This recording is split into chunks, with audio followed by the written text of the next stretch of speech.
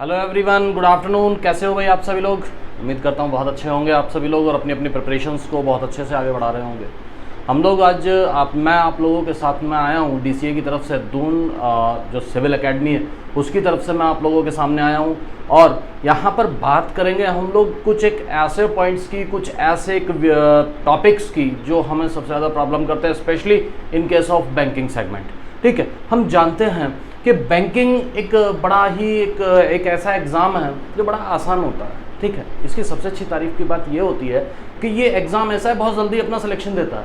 ठीक है, आपका आज रिजल्ट आ रहा है, आपका नेक्स्ट फेज़ तुरंत शेड्यूल होगा और उसके तुरंत बाद में आपके इंटरव्यू शेड्यूल हो जाएंगे और finally at the end of this financial year you will get a job.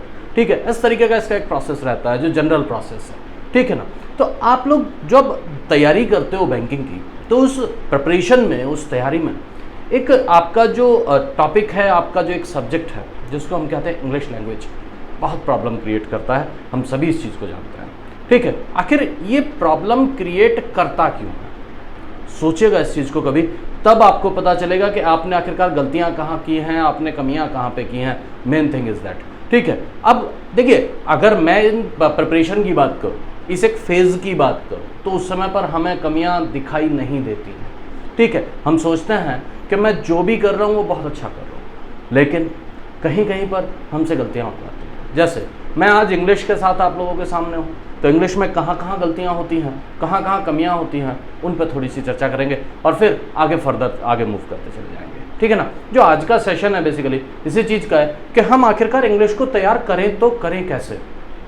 क्योंकि हमने देखा है कि इंग्लिश जहाँ भी हम पढ़े, जैसे भी हमने उसको पढ़ा, तो हमारे दिमाग में कुछ ही चीज़ें आती हैं, जैसे noun, pronoun, adjective, adverb, conjunction, preposition, tenses, like that. यानी कहीं ना कहीं मेरे दिमाग में एक सेगमेंट घूमता है जिस सेगमेंट को हम कहते हैं ग्रामेटिकल सेगमेंट। ठीक है ना, ग्रामर का जो सेगमेंट है वो मेरे माइंड में आता है। या फिर मैंने जब इंग्लिश तैयार की तो उस इंग्लिश को तैयार करने में भी मैं केवल और केवल ग्रामर पे फोकस करता चला गया।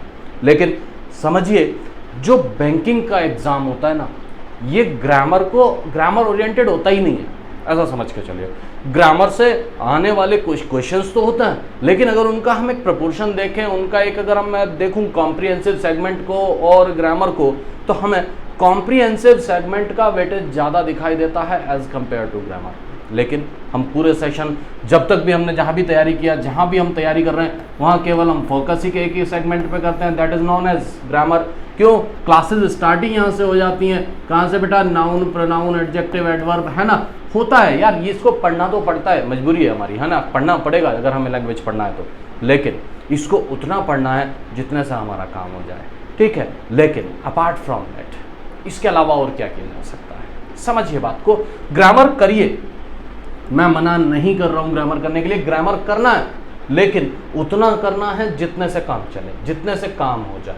समझ रहे हो बात? कैसे? फॉर एग्जाम्पल, भाई ग्रामर से मेरे सामने क्वेश्चन बनते कहाँ हैं? क्वेश्चंस की बात करूँ तो ग्रामर से बनने वाले क्वेश्चंस कहाँ मिलते हैं मेरे को? एरर्स में मिलता है। ठीक है, बैंकिंग के सेगमेंट में जो आपकी एरर्स का सेगमेंट है, जो एरर्स आ रही, क्वेश्चंस के अंदर जो एरर्स आ रही हैं, उन एरर्स में यूटिलाइजेशन होता है किसका बेटे? ग्रामर का।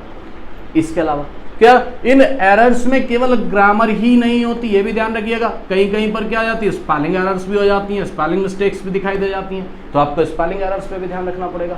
ठीक है, यानी कहना है मतलब एरर्स को आप कहाँ यूटिलाइज कर सकते हैं? आप यूटिलाइज कर सकते हैं केवल और केवल किसके सेगमेंट में? एरर्स के सेगमेंट में। या फिर दूसरा पार्ट, इसके अंदर एक सेगमेंट और आता है जिसको हम कहते हैं बेटा क्लोज टेस्ट। ठीक है, क्लोज टेस्ट में क्या? क्लोज टेस्ट में भी ग्रामर का यूटिलाइजेशन होता है, लेकिन इतना ज़्यादा नहीं होता कि जितना ज़्यादा हम सोच के चलेंगे। क्लोज टेस्ट समझ के चलिएगा, क्लोज टेस्ट आपका एक कॉम्बिनेशन है ओवरऑल लैंग्वेज का, यानी उसको ग्रामर भी चाहिए, उसको आपकी वॉकैब भी चाहिए, दोनों चीज़ों का एक कॉम्बिनेशन आपके सामने आता है जब हम बात करते हैं किसकी बेटा? क्लोज टेस्ट की बात किया करते हैं। समझ रहे हो? क्लोज टेस्ट के अंदर आपको फिर ग्रामर की रिक्वायरमेंट पड़ रही है, या फिर आपके सामने कहीं कहीं पर पैराजंबल आता है ना, रीअरेंजमेंट का सेगमेंट आता है, आप जानते हैं ना, एक 5 नंबर का क्वेश्चन आता ही आता है बेयर मिनिमम, है ना, रीअरेंजमेंट से, पैराजंबल से। तो रीअरेंजमेंट के अंदर भी ग्रामर हमें हेल्प जरूर करती है सॉल्व करने के अंदर, लेकिन 100% हेल्प नहीं करती। ठीक है, जनरली देखा जाता है क्या कि बैंकिंग के एग्जाम में जो रीअरेंजमेंट का क्वेश्चन आ रहा है वो ग्रामर से कनेक्ट होता ही नहीं है। उसको कनेक्ट करने के लिए केवल एक ही चीज की जरूरत पड़ती है, दैट इज योर लॉजिक्स। आपके जो लॉजिक्स हैं वही उसके ऊपर काम करता है। आपको अपनी लॉजिकल स्ट्रेंथ को बढ़ाना पड़ता है। यानी यहां से ग्रामर का टूल खत्म होना क्या हो गया बेटा, स्टार्ट हो गया। ठीक है, रीअरेंजमेंट का सेगमेंट है, या फिर आपके सामने एक क्वेश्चन आता है बच्चे कॉम्प्रिहेंशन का। ठीक है, कॉम्प्रिहेंशन में क्या आता है, कॉम्प्रिहेंशन में आता है आपका अनसीन पैसेज। ठीक है, और ये पैसेज इतना अनसीन होता है कि हमने कभी देखा ही नहीं है, इस तरीके का पैसेज होता है। तो वहां ग्रामर की रिक्वायरमेंट क्या है, वहां ग्रामर की कोई रिक्वायरमेंट नहीं है, वहां पर रिक्वायरमेंट होती है केवल अंडरस्टैंडिंग की। ठीक है, यहां पर देखिए समझिए क्या कि जो अनसीन पैसेज का सेगमेंट है एक तो ये, दूसरा जो रीअरेंजमेंट का सेगमेंट है ये, दो चीजें, और तीसरा सेगमेंट आपका क्लोज टेस्ट का। ठीक है, इन तीनों सेगमेंट्स में आपको जरूरत पड़ती है बेटा आपकी लॉजिकल स्ट्रेंथ की, आपकी अंडरस्टैंडिंग पावर की, और आपकी जो रीडिंग हैबिट है, जो रीडिंग स्किल्स हैं, उनकी रिक्वायरमेंट होती है। ठीक है, जरा सोचो कि जब एग्जाम सामने आता है तो हमारे सामने सेगमेंट कितने हैं, कुल मिला के यही तो 4 दिखाई देते हैं। कौन कौन से, first segment is related with errors, second segment is related with fill ups और you can say cloze test, third segment is related with parajumble और rearrangement, and fourth segment is related with comprehensive section, means जो आपका unseen passage आ रहा है। ठीक है, यही तो 4 सेगमेंट दिखाई देते हैं मेजरली। अब इनके अंदर एरर्स का एक सेगमेंट है केवल, बाकी 3 सेगमेंट यहां आ रहे हैं जहां पर जरूरत पड़ रही है आपको किसकी बेटा, आपकी लॉजिकल स्ट्रेंथ की, आपके लॉजिक्स की। अरे बस समझ में, यानी बैंकिंग की प्रिपरेशन करने के लिए आपको आपकी ग्रामेटिकल नॉलेज तो ऑन एन एवरेज ठीक होनी चाहिए, लेकिन उससे ज्यादा अच्छा होना चाहिए आपका लॉजिकल स्ट्रेंथ। ठीक है, आप कितने अच्छे से लॉजिक्स लगा सकते हैं, लॉजिक्स में भी स्पेशली क्या, स्पेशली आपकी जो अंडरस्टैंडिंग पावर है, जो आपके सामने टेक्स्ट लिखा हुआ है, उस टेक्स्ट को आप समझते कितना अच्छे से हैं, उस पर डिपेंड करते हैं ये बाकी सारे क्वेश्चंस। ठीक है ना, तो आप लोग थोड़ा सा फोकस करिए किस चीज़ के ऊपर बेटा, आपको फोकस करना है अपनी अंडरस्टैंडिंग पावर को इंक्रीज करने के लिए। ग्रामर तैयार करनी है, फिर कह रहा हूँ नो डाउट, क्यों, क्योंकि क्वेश्चन आ रहा है किसका बेटा, एरर्स का क्वेश्चन आ रहा है। ग्रामर को तैयार करना है, लेकिन ग्रामर के साथ साथ हमें तैयार करना है अपनी अंडरस्टैंडिंग पावर को भी, अपने रीडिंग स्किल्स को भी। ठीक है, अब देखिए सोचिए, क्या ग्रामर तो चलो ठीक है, ग्रामर तो हम क्लास में आते हैं, हम समझते हैं, है ना, हम क्लास के अंदर काम करते रहते हैं। क्लास के अंदर आए, हमने नाउन से स्टार्ट कर दिया, प्रोनाउन स्टार्ट कर दिया, सब्जेक्ट वर्ब एग्रीमेंट स्टार्ट कर दिया, हमने टॉपिक्स को पढ़ना स्टार्ट कर दिया, है ना। अब लेकिन जब बात आई अंडरस्टैंडिंग की, किसके बेस पे, टेक्स्ट के बेस पे। अंडरस्टैंडिंग भी किसकी चाहिए होगी, टेक्स्ट की। तो बेटा टेक्स्ट की अंडरस्टैंडिंग के लिए आपको प्रैक्टिकल होना पड़ेगा, आपको प्रैक्टिस करनी पड़ेगी। ठीक है, मैं केवल उस पार्ट पे आपको गाइड कर सकता हूं कि बेटा इस पैसेज को इस तरीके से पढ़ते हैं, पैसेज के अंदर ये पोर्शन हम देखते हैं, जो कि हम क्लासेस के अंदर देखेंगे भी। ठीक है ना, जब हम क्लासेस कंडक्ट करेंगे तो क्लासेस के अंदर उन चीज़ों को देखेंगे भी, टेक्स्ट के अंदर कैसे कैसे हमें क्या क्या चीज़ें हेल्प करती हैं, किस पॉइंट को हमें पकड़ना है, किस पॉइंट से हमें क्वेश्चन उठता है, किस पॉइंट को उठा के हम कैसे क्वेश्चन का आंसर डेवलप कर सकते हैं। सही है ना, तो उस पार्ट के लिए जरूरत पड़ेगी किसको समझने के लिए बेटा, टेक्स्ट की अंडरस्टैंडिंग के लिए। और टेक्स्ट की अंडरस्टैंडिंग के लिए आपको कोई भी ऐसा कुछ नहीं हो सकता कि कोई आपको स्पून फीडिंग हो जाए, नहीं हो सकती, नॉट पॉसिबल। आपको कहीं ना कहीं आपकी जो रीडिंग हैबिट है आपको उसको डेवलप करना ही पड़ेगा। बिना रीडिंग हैबिट के आप अंडरस्टैंडिंग पावर इंक्रीज नहीं कर सकते। बहुत सिंपल सी बात है, आपको रीडिंग हैबिट डेवलप करनी ही पड़ेगी। अब देखो, रीडिंग हैबिट को डेवलप करने का और क्या बेनिफिट हो सकता है। जितनी बातें कर रहा हूँ वो सारी की सारी कर रहा हूँ आपके बैंकिंग के प्रिपरेशन के आधार पे, जिससे कि आप बैंकिंग के अंदर एक अच्छा परफॉर्म कर सकें। और ये जो सेगमेंट है ना, ये जो सब्जेक्ट है जिसको हम कहते हैं इंग्लिश लैंग्वेज, ये क्योंकि सबसे ज़्यादा प्रॉब्लम क्रिएट करता है बच्चे के सामने, तो इस प्रॉब्लम से हम बाहर निकल पाएँ। ठीक है ना, क्योंकि मेन मुद्दा क्या है, प्रॉब्लम से बाहर निकलना। ऐसा तो है नहीं भाई, देखिए हमने ऐसे बच्चे भी देखे हैं, बहुत सारे बच्चे हैं जो बिल्कुल भी इंग्लिश नहीं जानते, लेकिन उन्होंने अपने आप को इतना रेडी कर लिया, इतना तैयार कर लिया कि आज की डेट में वो बैंकिंग के अंदर पीओ की जो पोस्ट है, पीओ के पोस्ट को आज लोग वो बैठे हुए हैं पीओ की पोस्ट पे। साथ साथ कुछ लोग क्लरिकल में काम कर रहे हैं। मेरे पढ़ाए हुए ना जाने कितने बच्चे हैं जो आज की डेट में पीओ हैं, ना जाने कितने क्या हैं आपके क्लर्क ग्रेड में काम कर रहे हैं। बस उनको समझाना पड़ता है, उनको समझ में आना चाहिए। आपकी समझ में आ गया क्या कि कैसे काम करना है, तो आप भी क्वालिफाई कर सकते हैं। मुद्दा केवल इतना है कि आपको काम करने का तरीका आना चाहिए। मैंने केवल 2 चीजें यहां पर उस तरीके में बोली आपको। क्या क्या बोला? पहला बोला मैंने आपको बच्चे कि ग्रामर जो सेगमेंट है, ग्रामर को तैयार करना है, लेकिन उतना तैयार करना है जिससे काम चल जाए, जिससे मेरे एग्जाम के अंदर एरर्स आ रही हैं, अगर 5 एरर्स हैं तो मैं कम से बेयर मिनिमम 3 कर लूँ, 10 एरर्स आ रही हैं तो मैं bare minimum 6 to 7 errors solve कर लूँ। ठीक है, बाकी मेजर पोर्शन किससे दिख रहा है? आपका कॉम्प्रिहेंसिव सेगमेंट से दिख रहा है। उस कॉम्प्रिहेंसिव सेगमेंट में आपका क्लोज टेस्ट है, आपका रीअरेंजमेंट है, आपका कॉम्प्रिहेंशन है, और इन तीनों के अंदर आपको सॉल्व करने के लिए आपको बेटा रीडिंग स्किल्स की रिक्वायरमेंट पड़ेगी ही पड़ेगी। Without reading skills it is not possible कि आप बैंकिंग के एग्जाम को क्लियर कर लें। तो थोड़ा सा समझिए इस चीज को और अपनी रीडिंग स्किल्स पे काम करना शुरू कर दीजिए। अब आपके माइंड में क्वेश्चन आ रहा होगा, बोले सर बोल तो हर एक कोई देता है, लेकिन इन रीडिंग स्किल्स पे काम करें तो करें कैसे? देखिए, रीडिंग स्किल्स पे काम करने के लिए कुछ एक चीजें हैं जिनको आपको फॉलो करना होगा। आपकी पर्सनल लाइफ से जुड़ी हुई चीजें, आप ये ऐसी हैबिट है, आप उस हैबिट को अपने आप ही डेवलप करते हैं। मैं एक प्रैक्टिकल से एग्जांपल से बात करता हूं। ठीक है, एग्जाम्पल समझो कि अगर मैं आज की डेट में अभी की बात करूं, मैं आपके सामने आ जाऊं और आगे मैं आपसे कहने लगूं कि बेटा हिंदी में कुछ लिखा हुआ है। किस में लिखा हुआ है? हिंदी लैंग्वेज में। मैं आपको दे देता हूं पढ़ने के लिए। अब बड़ा स्पीडी पढ़ते हो, बहुत तेजी से उसको पढ़ते चले जाते हो, या मैं आपकी लोकल लैंग्वेज वटेवर जो भी, मैं अगर उसमें कोई कंटेंट आपको देता हूं तो आप उसको बड़ा स्पीडी पढ़ते हो। लेकिन जैसे ही मैं आपको कोई कंटेंट देता हूं, किसके अंदर बेटा? इंग्लिश के अंदर। जैसे ही मैंने आपको इंग्लिश के अंदर कंटेंट दिया, आपकी जो पढ़ने की स्पीड होगी ना, वो क्या हो जाएगी? स्लो हो जाएगी। रीजन, वहां पर कुछ एक वर्ड्स ऐसे दिखाई देंगे जिन वर्ड्स के अंदर मैं कंफ्यूज हो रहा हूँ, जिन वर्ड्स के अंदर मैं सोच रहा हूँ इसका मीनिंग क्या है, इसको कैसे मैं रिलेट करूँ, क्या हो सकता है ना, ऐसी कुछ चीज़ें। तो यही जो सारी चीज़ें होती हैं ना बेटा, यही चीज़ें डिपेंड करती हैं आपकी रीडिंग स्किल्स पे। क्यों? कई जगह पर ऐसा होता है कि वर्ड्स के मीनिंग्स कंफर्म्स नहीं होते, कंफर्म होते ही नहीं हैं आप लोगों के सामने, है ना। वॉकैब का सेगमेंट है, बहुत सारे वर्ड्स हैं जिसके मीनिंग, भाई ऐसा तो कोई नहीं है ना आज तक क्या कि जिसके सामने अगर वॉकैब की बात करूं तो वॉकैब में जितनी भी वॉकैबलरी है, कोई है ऐसा जिसके सारी की सारी वो कंफर्म होगी? जिसके अंदर नहीं हो सकती। कोई ना कोई वर्ड ऐसा ज़रूर होता है जो हर एक पर्सन को, जितने भी व्यक्ति हैं, सभी लोगों को कहीं ना कहीं परेशान करता है। सेम चीज़ आपके साथ भी होती है कि कोई भी वर्ड आता है और वो वर्ड वॉकैब से जुड़ा हुआ है और उस वर्ड का मीनिंग आपको कंफर्म नहीं होता, और जब मीनिंग कंफर्म नहीं होता तो हम क्या करते हैं? वहीं पर उस पैसेज को, उस स्टेटमेंट को क्या स्किप कर जाते हैं, उस वहीं पर हम गिव अप कर देते हैं। बोले यार ये तो मुझे समझ में ही नहीं आ रहा, अब जब मुझे वर्ड का मीनिंग नहीं आता तो मैं कैसे समझ लूँगा? इट्स नॉट पॉसिबल, है ना। ऐसा कुछ होता है। तो थोड़ा सा सोचिए क्या कि अगर आपके पास रीडिंग स्किल्स हैं, अगर आपके पास क्या है बेटा? रीडिंग स्किल्स हैं, आप स्पीडी पढ़ सकते हो, ठीक है ना। आपकी स्पीड एक अच्छी है क्या करने की?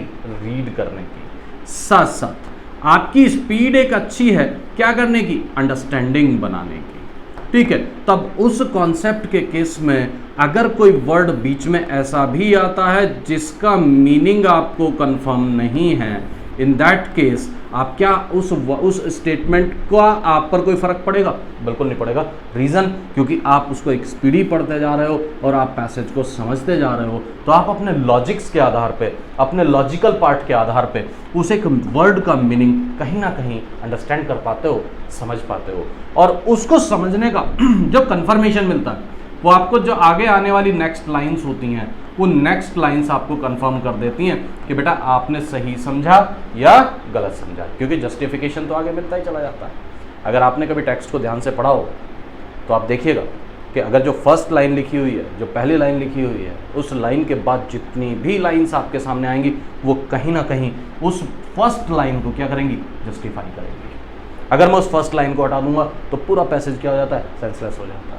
ऐसा कुछ हो जाता है, यानी आपके सामने आने वाला पूरा का पूरा पैसेज कहीं ना कहीं किसी ना किसी चीज़ पर बेस्ड होता है, और वो बेस अगर तुमने समझ लिया तो तुम फिर वर्ड्स को समझना धीरे धीरे क्या कर देते हो बेटा? स्टार्ट कर देते हो। आपको भले ही मीनिंग नहीं आता, लेकिन आपका जो लॉजिक है ना, आपका जो सेंस है, वो आपको हेल्प करने लगता है उस एंटायर पैसेज को समझने में, उस पैसेज के सेंस को समझने में। और जहाँ आपके सेंस समझ में आया, आपका कोई सा भी क्वेश्चन हो, चाहे तो आपका पैराजंबल यानी रीअरेंजमेंट से जुड़ा हुआ हो, चाहे आपका कॉम्प्रिहेंशन से जुड़ा हुआ हो, चाहे आपका क्लोज टेस्ट से जुड़ा हुआ हो, आप क्वेश्चन को सॉल्व करना क्या कर दोगे बेटा, स्टार्ट कर दोगे। इसीलिए मेरा आप लोगों से केवल एक ही कहना होगा, क्या कि आप लोग जितना हो सके अपनी रीडिंग स्किल्स पे काम करिए, specially for banking exam, not for SSC और एनीथिंग एल्स, और स्पेशली फॉर बैंकिंग एग्जाम। क्यों? बैंकिंग चलता ही एक ही सेगमेंट पे है, that is known as reading only. ठीक है ना, आपको इन्हीं स्किल्स पे काम करना है। ग्रामर तो आपकी इंप्रूव हो ही जाएगी, क्लास में बैठोगे सब समझोगे, ठीक है, ग्रामर तो आपकी इंप्रूव होती ही चली जाएगी, लेकिन जैसे ही अगर मैं रीडिंग की बात करूंगा तो रीडिंग पे आपको काम करना पड़ेगा। आप रीडिंग पे काम करते रहिए और रीडिंग के अंदर देखिए कहाँ पर आपकी वीकनेस है, कैसे आप काम नहीं कर पा रहे हैं, क्या कौन सा ऐसा सेगमेंट है जो आपको परेशान कर रहा है। और मैंने एक रास्ता बताया बहुत छोटा सा, क्या कि आप सेंटेंस पढ़िए थ्रू आउट, ठीक है ना। आज ही एक काम करिए, एक न्यूज़पेपर उठाइए, आज ही एक न्यूज़पेपर उठा लीजिए। छोड़ो यार, न्यूज़पेपर में नींद आती है ना, समस्या होती है। एज अ बिगनर बात कर रहा हूँ फिलहाल, जो मैं बात कर रहा हूँ कि अगर आप बिगनर हैं तो क्या करेंगे। अगर आप बिगनर हैं तब आप न्यूज़पेपर उठा लीजिए, छोड़िए, न्यूज़पेपर में नींद आएगी आप लोगों को, है ना, आती है। इंग्लिश का न्यूज़पेपर जब सामने आता है तो उसमें नींद आती है, लेकिन बेटा पढ़ना पड़ेगा, क्या करें, मजबूरी है। दूसरा क्या कि आप चलिए न्यूज़पेपर नहीं पढ़ रहे हैं, आप कोई भी टेक्स्ट पढ़िए जिसमें आपको इंटरेस्ट आता हो। कुछ तो ऐसा होगा जिसके अंदर आपको इंटरेस्ट आएगा, व्हाटएवर, कुछ भी हो सकता है, नॉवेल्स हो सकता है, बुक्स हो सकते हैं, कोई भी एक किसी की ऑटोबायोग्राफी हो सकती है, कुछ भी उठाइए, पहले उसको पढ़ना क्या करिए, स्टार्ट करिए। क्यों? क्योंकि आपको अपने आप को हैबिचुअल करना पड़ेगा, आपकी जो हैबिट है उस हैबिट को डेवलप करना पड़ेगा, स्पेशली किस काम के लिए बेटा, रीडिंग के लिए, ठीक है। क्योंकि जब हैबिचुअल होगे तभी तो काम करने में आनंद आता है। आप खुद सोचिए क्या कि अगर कभी आप किसी भी पॉइंट पे क्या हैबिचुअल है, आप सोचिए इस चीज़ को, आप किसी भी काम की आपके अंदर हैबिट है, आदत है किसी काम को करने का, तो उस हैबिट के पार्ट पे जब वो हैबिट आपके अंदर है तो उस काम को करने में आपको कैसा लगता है, अच्छा लगता है या बुरा लगता है? ऑब्वियसली अच्छा लगता होगा, क्योंकि वो काम करने की मुझे क्या है, आदत है। फॉर एग्जाम्पल, अगर किसी भी व्यक्ति को अगर ड्राइव करने की हैबिट है, आदत है, ठीक है, वो ड्राइव करता है, वो ड्राइव करना बहुत पसंद करता है, हैबिचुअल हो चुका है उसके लिए ड्राइव करना, तब उसको सबसे अच्छा काम क्या लगेगा, ड्राइव लगेगा, ड्राइविंग लगेगा। वो जितना हो सकता है वो ड्राइव करने की कोशिश करेगा। दिस इज द थिंग, यही दिमाग में रखना है कि जिस काम को हम कर रहे हैं उसकी हमें कहीं ना कहीं उसकी क्या होनी चाहिए, आदत होनी चाहिए। और जिस चीज़ में हमारा हैबिट्स होती हैं, जो भी हमारी हैबिट्स होती हैं, उस केस में हम कभी लेजी फील नहीं करते, हम कभी लेथार्जिक नहीं होता है, ठीक है। वहाँ पर हमें आलस नहीं आता है, हमें वहाँ पर एनर्जेटिक थोड़ा सा फील होता है, बोले ये काम बहुत अच्छा है।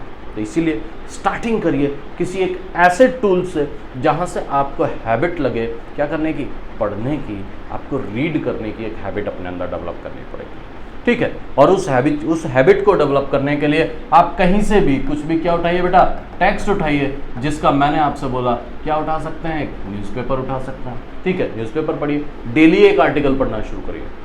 एज अ बिगनर डेली एक आर्टिकल पढ़ना क्या कर दीजिए, स्टार्ट कर दीजिए। कुछ दिन दिक्कत आएगी, लेकिन after some time, after 3, 4, 5, 10 days, as per your capabilities, आप उसके अंदर कैसे होने लगे, थोड़ा सा आपको कॉन्फिडेंस आने लगेगा, आप थोड़ा आगे बढ़ने की कोशिश करने लगेंगे। अब अगर आपने अपने उस हैबिट को डेवलप कर लिया तो ना तो आपको आलस आएगा, ना तो आप लेजीनेस फील करेंगे, ना आप लेथार्जिक होंगे, आप एक्टिव होंगे किसी भी कंटेंट को पढ़ने के लिए।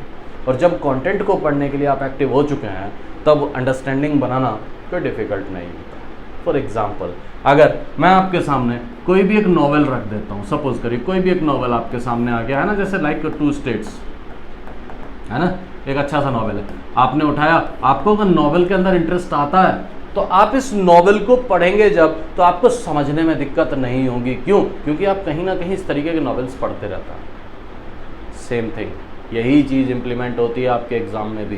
क्या कि आप जब भी चीज़ें पढ़ते हैं, लाइक आपने नॉवेल से अपने आप को हैबिचुअल किया, किसके लिए बेटा, रीडिंग हैबिट्स के लिए। उसके बाद में जैसे ही आप हैबिचुअल हुए तुरंत मूव कर गए किसकी तरफ बेटा, न्यूज़पेपर की तरफ। और न्यूज़पेपर के अंदर जो सबसे बोरियत से भरा हुआ पेज होता है ना, जिसको हम कहते हैं एडिटोरियल, ठीक है, इसको पढ़ना मैंने स्टार्ट कर दिया। ठीक है, एडिटोरियल पढ़ते रहिए।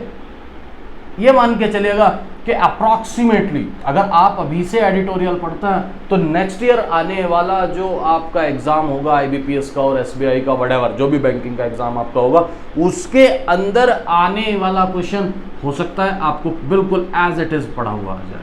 पॉसिबिलिटी कुछ भी हो सकता है। तो कहने का मतलब क्या है कि हमें उस काम को आज से ही स्टार्ट कर देना चाहिए जहाँ से मार्क्स ज़्यादा मिलते हैं और जहाँ पर काम करने के अंदर हमें बेनिफिट ज़्यादा होता है, जहाँ से हमारे सिलेक्शन होने के चांसेस भी बढ़ जाते हैं। ठीक है, तो रीडिंग हैबिट्स, रीडिंग स्किल्स उसी का एक पार्ट होता है। जितना हो सके रीडिंग करिए, जितना हो सके कंटेंट को पढ़िए, जितना हो सके जहाँ से हो सके। भाई आपके पास बहुत सारे टूल्स अवेलेबल हैं, आप न्यूज़पेपर को यूज़ कर सकते हैं, आप कोई भी नॉवेल या कोई भी बुक यूज़ कर सकते हैं एज अ बिगनर। लेकिन जो एक्सपीरियंस पर्सन है, जो पढ़ रहे हैं, पिछले 2-3 साल से प्रिपरेशन कर रहे हैं, वो लोग केवल इसका साथ ना छोड़ें, वो ना लग जाएं इनके चक्कर में, नॉवेल्स वगैरह के चक्कर में। वो हमेशा पढ़ते रहें न्यूज़पेपर, एडिटोरियल पार्ट को, तो हमेशा वो क्या करते रहें, उसको पढ़ते रहें, उसको समझते रहें, उसके ऊपर एक अंडरस्टैंडिंग क्रिएट करते रहें। ठीक है, दूसरा जो एडिटोरियल सेगमेंट है, ये आपके लिए एक तरीके से रामबाण बन के आएगा जब कॉम्प्रिहेंसिव सेक्शन में, और स्पेशली क्वेश्चन की बात करेंगे, किसकी बेटा, कॉम्प्रिहेंशन की बात करेंगे। तो पढ़िए इसको, हो सकता है क्वेश्चन उसको क्लोज टेस्ट से भी मिल सकता है, और हो सकता है रीअरेंजमेंट में भी आपको ऐसा ही स्टेटमेंट मिले जो आपने ऑलरेडी कहीं ना कहीं कंटेंट के पार्ट पे, चाहे वो न्यूज़पेपर में हो, चाहे वो किसी विकिपीडिया में हो सकता है आपने उसको कहीं ना कहीं पढ़ रखा हो। जब आपने पढ़ा होगा तो आपको सॉल्व करने में उसके अंदर दिक्कत नहीं आएगी। That is the thing. इसीलिए आप थोड़ा सा कोशिश करें, मैक्सिमम टू मैक्सिमम कोशिश करिए डेवलप करने की अपनी रीडिंग स्किल्स को, और रीडिंग स्किल्स के अंदर जितना का आप काम कर सकते हैं, डेली सुबह उठिए, चाय के साथ में एक न्यूज़पेपर उठाइए और उस न्यूज़पेपर के अंदर से आप पढ़ना शुरू करिए, किसको बेटा, एडिटोरियल पार्ट। ठीक है, इसको स्टडी करना शुरू कर दीजिए, इसके ऊपर एक अंडरस्टैंडिंग बनाना शुरू कर दीजिए, इसके ऊपर काम करना शुरू कर दीजिए। मैं तो क्लासेस में कहता हूँ बेटा कि आपके सामने जो क्वेश्चन आता है ना, क्वेश्चन केवल क्वेश्चन नहीं होता, क्वेश्चन के साथ आंसर भी होता है। लेकिन डिफरेंस केवल इतना होता है कि क्वेश्चन भी एग्जामिनर महोदय का है और आंसर भी एग्जामिनर महोदय का है। आपको अपने इंटेलेक्चुअल लेवल को वहाँ क्या कराना पड़ेगा, मैच कराना पड़ेगा, कि जैसा एग्जामिनर महोदय सोच रहे हैं वैसा ही हमें सोचना है। That is the thing. तो इसीलिए थोड़ा सा अपने माइंड को उसी लेवल पे ले जाके सोचिए। एडिटोरियल पढ़िए, आपने एक आर्टिकल पढ़ा, सपोज एक आर्टिकल आपके सामने कोई भी आ गया, रशिया और यूक्रेन, ठीक है ना, जो उसके अंदर अभी क्राइसिस हुआ, जो संकट आया, रशिया और यूक्रेन का आपने पढ़ा ही होगा सारा का सारा। उसके ऊपर सपोज करिए कोई आर्टिकल आपके सामने आ जाता, उस आर्टिकल्स में से कौन कौन से क्वेश्चंस, क्या क्या क्वेश्चंस अराइज हो सकते हैं। ठीक है, सोचना शुरू कर दीजिए। आपने आर्टिकल पढ़ा, इस पर क्या क्वेश्चन बन सकता है, कैसे बन सकता है, इसको थोड़ा फाइंड आउट करिए। जब आप क्वेश्चन अराइज करेंगे ना, तो आपको लगेगा कि हाँ ये क्वेश्चन हो सकता है और इसका आंसर ये होगा, ये क्वेश्चन हो सकता है, ये पॉसिबिलिटी है। ठीक है, और अगर जैसे ही अगर आपका पढ़ा हुआ कोई कंटेंट सामने आता है तो आप उसके क्वेश्चन तो ऑलरेडी अपने माइंड के अंदर क्रिएट कर चुके हो ना, और तब उस समय पर आपको सारी चीज़ें रिकॉल हो जाएंगी कि हाँ ऐसा कुछ हमने पढ़ा था और इसका आंसर इस तरीके से ये लगने वाला है। That is the thing. इसीलिए बेटा थोड़ा सा रीडिंग हैबिट्स पे काम करिए, रीडिंग स्किल्स को इंप्रूव करिए, साथ साथ ग्रामर के डेली आप आधा पौन घंटा ग्रामर को देते रहिए, कोई दिक्कत वाली बात नहीं है। ठीक है ना, और बाकी ग्रामर और आपका जो पार्ट है किसका, रीडिंग स्किल्स का, उन दोनों के दोनों पार्ट को कंबाइन कर लीजिए बैंकिंग के एग्जाम में, इसके अलावा कुछ नहीं होता। ठीक है ना, इसको थोड़ा सा ध्यान रखिए, मेहनत करिए आप लोग, और बाकी कंटिन्यूटी में हम लोग मिलते रहेंगे DCA के इसी चैनल पे, और हम डिस्कस करते रहेंगे आपके सामने क्या प्रॉब्लम्स आती हैं। ठीक है ना, तो इस चैनल को सब्सक्राइब कर लीजिए, और हमें भी जिससे थोड़ा सा एक मोरल मिले, एक बूस्ट मिले, ताकि हम आप लोगों के लिए एक अच्छे से अच्छा कंटेंट भी यहाँ पर डेवलप कर सकें। थैंक यू सो मच आप लोगों का इस सेशन का पार्ट बनने के लिए, बहुत बहुत धन्यवाद। Thank you.